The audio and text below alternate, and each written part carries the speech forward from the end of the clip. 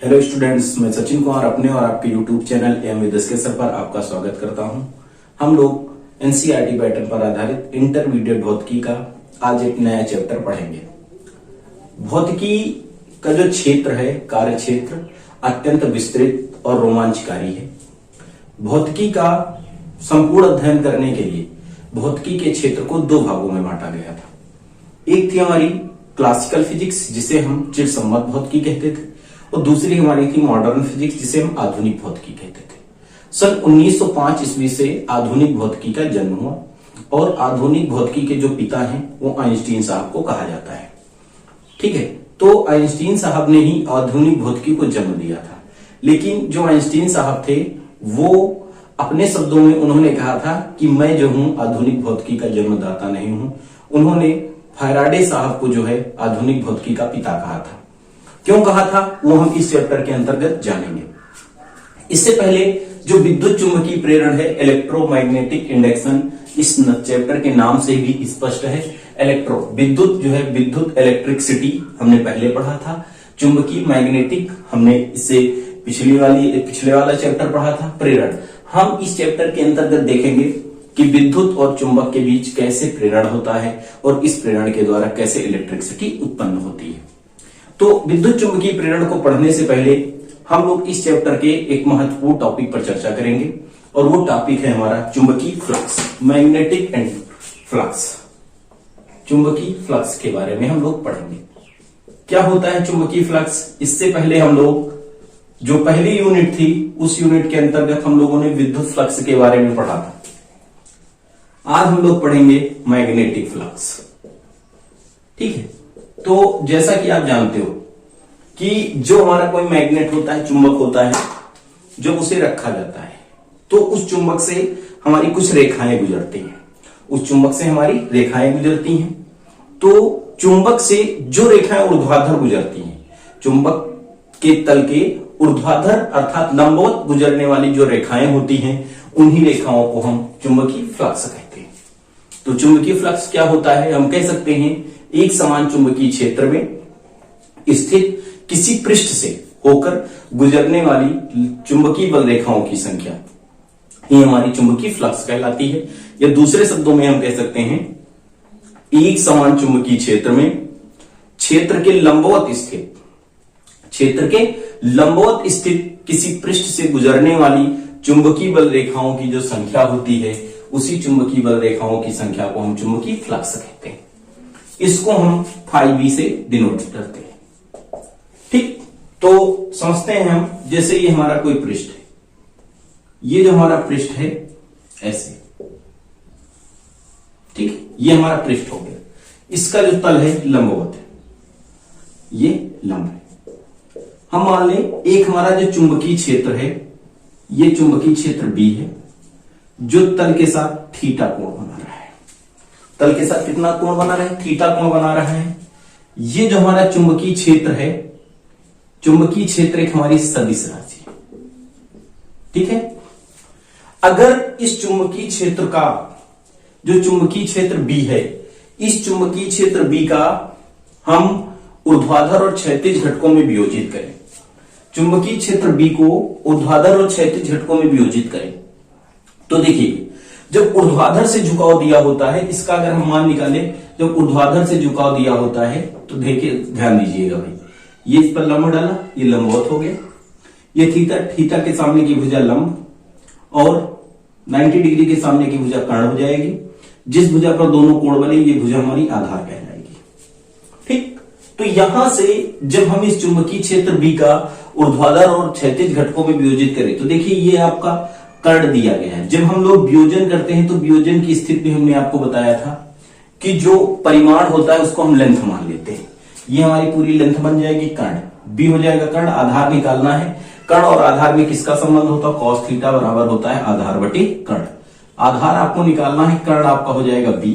तो ये जो भुजा आएगी ये कितनी आ जाएगी? B cos theta. ओके, ये जो भुजा B sin थीटा आएगी, इसके समांतर ये हो जाएगी, ये भुजा हमारी आ जाएगी B sin थीटा। क्लियर? तो जब हम चुंबकीय फ्लक्स की बात करेंगे तो चुंबकीय फ्लक्स φb बराबर होता है क्या होता है भाई, हम लोगों ने पढ़ा कि एक समान चुंबकीय क्षेत्र के लंबवत स्थित, क्षेत्र के लंबवत स्थित चुंबकीय बल रेखाओं की संख्या, क्षेत्र के लंबवत स्थित चुंबकीय बल रेखाओं की संख्या या तल से होकर गुजरने वाली एक समान चुंबकीय क्षेत्र में क्षेत्र के लंबवत स्थित किसी पृष्ठ से होकर गुजरने वाली चुंबकीय बल रेखाओं की संख्या को हम चुंबकीय फ्लक्स कहते हैं। तो यहां पर चुंबकीय बल रेखाओं की संख्या हो जाएगी कितनी, बी कॉस थीटा, और ये लंबवत है तो बी कॉस थीटा, और इकाई क्षेत्रफल से ले रहे हैं, क्षेत्रफल कितना है ए, तो हमारा जो हो जाएगा फाई बी बराबर हो जाएगा कितना, बी ए कॉस थीटा।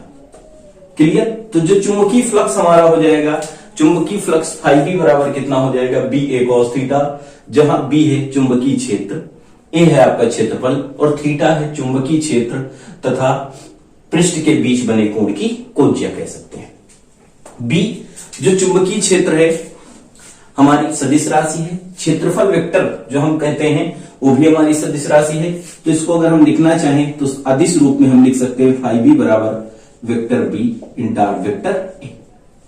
ठीक, जो हमने सदिश चैप्टर में पढ़ा है कि जब हम दो सदिशों का अदिश गुणन करते हैं तो एक हमारी अदिश राशि प्राप्त होती है, जिसका जो मान होता है दोनों सदिशों के परिमाण और उनके बीच बने कोण की कोज्या के गुणनफल के बराबर होता है। यहां फाई बी पर हम क्रॉस जो है वेक्टर का चिन्ह नहीं लगाएंगे, क्योंकि यह एक हमारी कैसी राशि है, यह एक अदिश राशि है। क्लियर हुआ भाई। तो चुंबकीय क्षेत्र हमारी कैसी राशि है, एक अदिश राशि है। ओके, अब अगर हम चुंबकीय क्षेत्र की परिभाषा कहें तो हम 2 बार आपको बता चुके हैं, तीसरी बार समझ लेते हैं।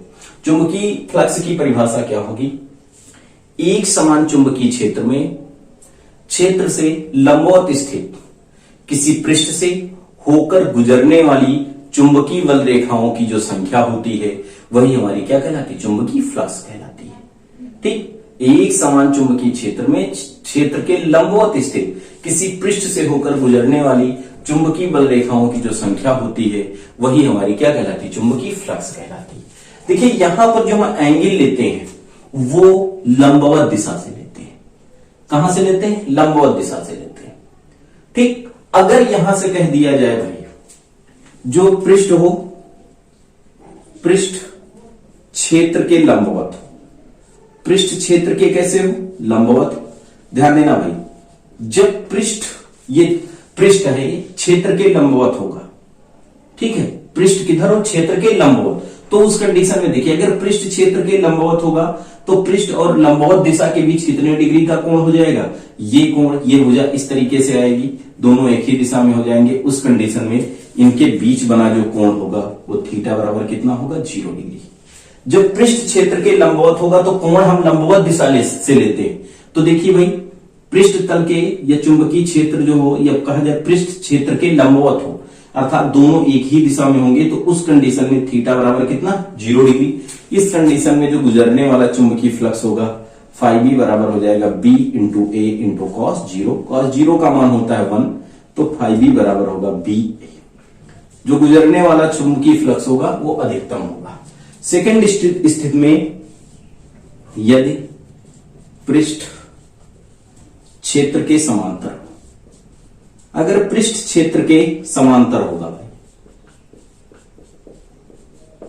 पृष्ठ क्षेत्र के किधर हो, समांतर हो, इसी दिशा में हो, जो पृष्ठ हो क्षेत्र के समांतर हो, जिस क्षेत्र है उसी दिशा में, तो इस कंडीशन में आप भाई देखेंगे जो लंबवत दिशा होगी, इस कंडीशन में लंबवत दिशा से कितने डिग्री का कोण बनाएगा, 90 डिग्री का। इस कंडीशन में जो थीटा की वैल्यू हो जाएगी वो 90 डिग्री हो जाएगी। थीटा बराबर कितना रखेंगे, 90 डिग्री।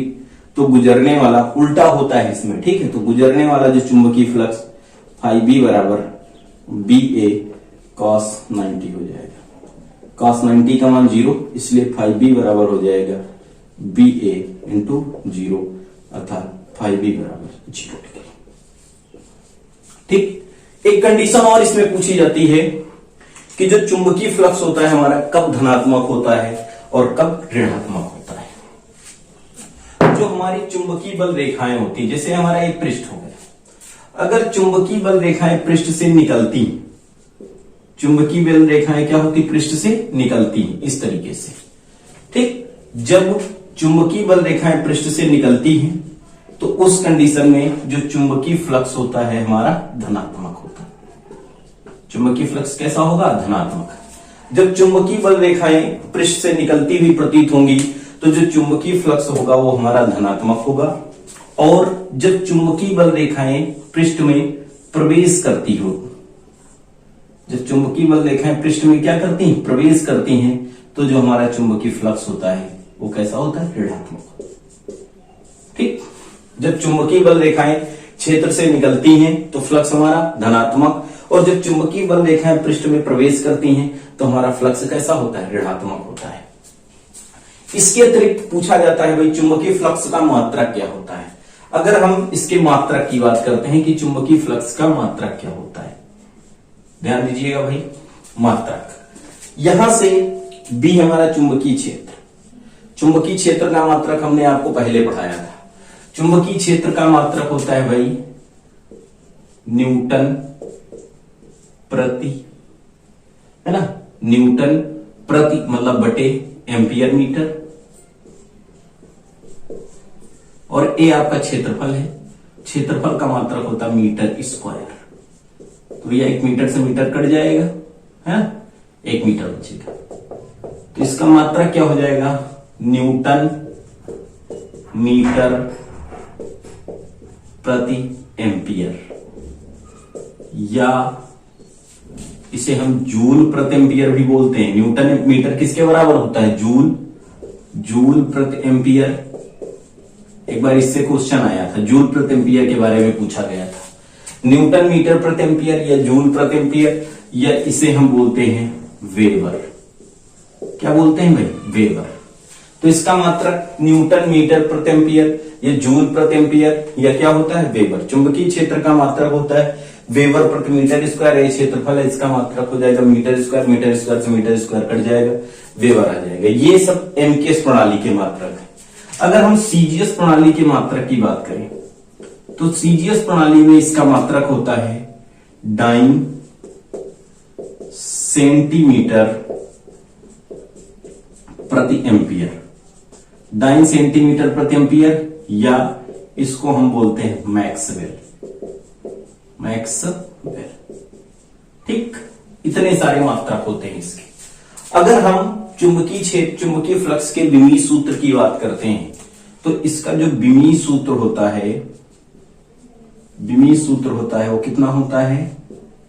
एम, देखिए भाई न्यूटन मीटर प्रति एम्पियर से निकाल लीजिए जूल प्रति एम्पियर।